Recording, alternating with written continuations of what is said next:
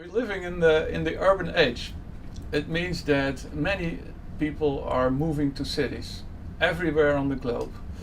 It's the first time in the history of mankind that so many people move to cities on every continent, and it happens at very high pace. Offices, buildings, infrastructure has to be built for people. Every week for more than 1 million people. And of course, this urbanization leads to smarter people. Sharing, matching and learning is what happens in city. It's good for the urban economies and it's also good for the people because they're getting smarter. But of course, the expansion of cities also goes at some costs.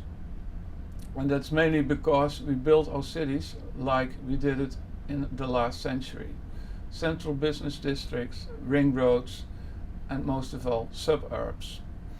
And due to this pattern of dispersed populations, cities are facing daunting challenges in managing water, wastewater, energy, traffic, materials, etc.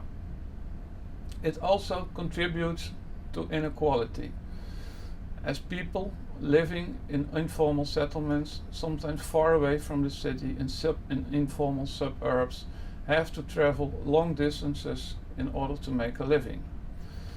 There is another price we pay, and that is at a global level. The resources city needs come from the same hinterland.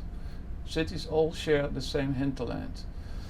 We're living in the Anthropocene, which means that our industrial way of living has geological consequences. We are crossing planetary boundaries on climate change, on the loss of biodiversity and on the nitrogen circle, and we risk crossing boundaries in other areas. Cities, only covering 2% of the land of the planet, are the areas for which these resources are needed. And cities, for that reason, have to rethink how they function, and they have to accept that there are natural boundaries beyond which a safe and continued existence is no longer possible. Fortunately, there's also good news. There is a huge interest in cities, not always seen by national governments and multilateral agreements.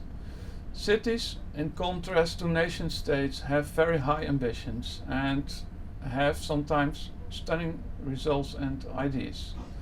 They are not caught by cost-benefit analysis, but act from the awareness that action is needed, that they are going to pay the price for inaction, that they are going to bear the burden if the system is not going to change. Moreover, they use the energy of their citizens and their entrepreneurs, who act from the awareness that there is a need for change and that this change is also viable. Looking from a perspective of global governance, cities are leading, using the energy of their citizens. That's other good news, and that is that mankind is very innovative. People always invent new technologies which can make life better and improve the quality of our cities. The technologies of our times are the information and communication technologies. Much of these technologies are coming together in the concept of smart cities. Smart cities promise better cities. But unfortunately, this agenda is not really connected to a social reform agenda, and it doesn't really appreciate the way cities work. We have to invest in that. Politics, scientists, planners and designers have to see if we can infuse the discourse on smart cities with insights about what a city is, how it functions, how it can work, how governance in cities works, and how cities can learn, both in and between cities. In our book, Smart About Cities, we argue for a globally networked urbanism. Why are cities of such a high interest? Because we have so many, and we'll get more. And we'll get more and more initiatives in cities.